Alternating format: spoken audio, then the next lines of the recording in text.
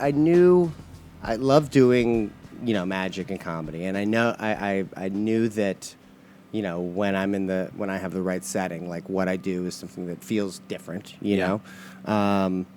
So you just have to kind of not forget that. And then I know, when I started like trying to come up with, let me try to pitch my own show, which like over the course of 10 years, there was just a lot of pitching and thinking, oh, this one might happen and getting rejected probably 50 times, like different pitches at every different network, just. Was the rise of some of the other, like David Blaine's and things, was that helpful for Magic, or was like, no, that lane's already taken up and we don't need another thing? How did that approach? I mean, it goes both ways. Yeah, because Magic is such like, thought of as this little niche thing versus comedy, it's like, no, there's room for a lot of great comedy flavors. You know, with Magic, they kind of think of Magic as the flavor. Yeah. So there's kind of like, okay, no, there's one guy, right. Or there's two. So it's Chris Angel or Copperfield or No, Blaine. and I think like Magic for Humans feels that way. I've just tried to describe it to people. It's like, well, you remember David Blaine, right? He did street magic for people, but yours is so different. Like it seems unfair to even.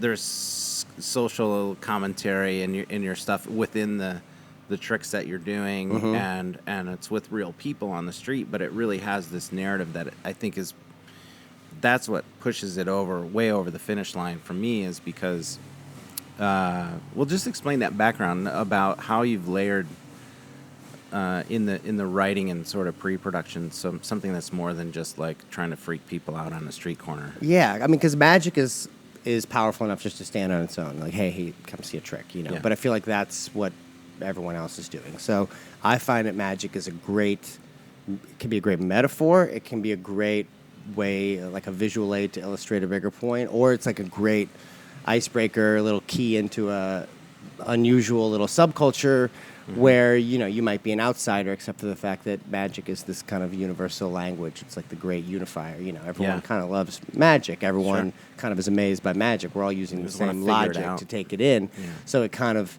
is a way to show this little common thread between different, layers of humanity. So I started to, and this might have been like 4 or 5 years ago, like started to stray away from just doing magic for magic's sake, and always wanted the magic to be about something. Yeah. So like I pitched Comedy Central a pilot called Sleight of Mouth, which is based on this like a little late night magic talk show that I did in the back of a comic book shop for a year, and then they didn't pick it up, but they aired it as a special, which was nice. And that pilot episode was kind of like about technology, so it was kind of themed. And it was a discovery for me to, as opposed to just like, oh, what's all the best magic I can do in a half hour? It's by giving myself a parameter, like, no, it has to be about this, about technology. It actually was much easier to write the magic, you know? And I'm sure in comedy that's the same way. That someone says, what's going on in my life, what do I want to say? Yeah. And then I pitched him another pilot it was called And Justin for All, and it was like solving America's political problems with magic, which also was fun and interesting to write, and it felt like it hadn't been done like that before. Like for sure. Walking through Trump's wall. And, talking about the drought and this. But then it also, I'm not, I care a lot about politics and the state of our world, but I'm not like the best mouthpiece for that. There's so many other people you get in that realm. You're competing with Colbert and John Oliver and Samantha Bee and Jon Stewart. They have a whole team to slay that every day. Yeah, and that best. Would be hard to do intermittently. You're also really time stamping that material. Exactly. And I think a lot of what you've done, at least recently with that stuff, it's more timeless, It has a lot longer shelf life as entertainment. Well, for me, like the big discovery was, like I would alienate half of my fan base or half of the viewers, almost regardless of how divisive I thought it was. If I'm doing something about global warming, you are now tapping into a predisposed opinion. Because I have that problem too. I mean, obviously, I want to work with everybody. I don't want to work with people that, have radically damaging views to people that I think, or to groups or anything like that. But I kind of have to keep myself a little bit in check. Yeah. I think most people know kind of intuitively where I am on the spectrum. I meant the political spectrum. But you have to walk that line. It's a business. You don't want to offend people, and you don't Yeah. want to wear it so outwardly that people are like, well, screw this guy. I'm not going to that show. Well, I found that, like, especially when we started Magic for Humans, like, we live in a world where there's so much of that commentary that people needed an escape, and Yeah. magic is like the perfect escapism. You know, Yeah. you're escaping from Right. the rules of the universe, like Yeah. the laws of physics. You're kind of Yeah. escaping from all that. So to even like to strip away any of the political divisiveness, it means that it's just like a feel-good thing, like wholesome without even intending to be wholesome. Like the Right. show's a family-friendly show-ish, but there's still like a lot of edgy stuff in there. But just because there's no cussing and because there's no talk of the stressful things in the world, like it really feels like a show that they can watch.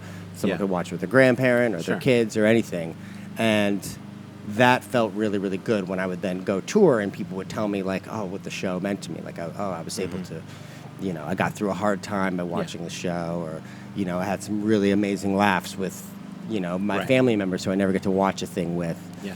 That felt really, really special. And then I was like, oh, that's what we need now. Yeah. You know, so now I try to stray away from the things that are dated or are just inherently Yeah, because Icky. I think, icky, and not that the subject that you're trying to, you know, the social commentary you're trying to make is wrong. Your shows are an escape from some of those things that might have pissed you off all day. Yes. Especially in political stuff. And at the end of the day, you're one person. You have a big influence within your fan base, but most people are entrenched in their own ideas anyway. Yes. And maybe I'm speaking alongside with you. Maybe speaking with it. I'm not the right forum to like change people's minds. And if I'm just venting, it's Yes. probably just gonna like end up not helping. Exactly. Yeah. Because, I'm not going to. I'll give the people who agree with me will be like, yeah, that's exactly right. I mean, Yeah. it's nice getting the enthusiasm of people who agree with you when you're trying to make a statement, you know, and some of the clips that I put up from like the political pilot that I did, Yeah. you know, did get a lot of, you know, co-signing the message from Sure. the bubble, you Yeah, know, yeah. but I don't think The it echo was chamber. Exactly. I don't think it was changing minds, Yeah. you know, and it wasn't providing an escape, you know, it was riling people up in the comment section. This Full Exposure podcast episode has been made possible through the support of Metro Health, University of Michigan Health, and Dr. Peter Hahn, who believe that creativity and the arts are essential to a rich, healthy, and fulfilling life.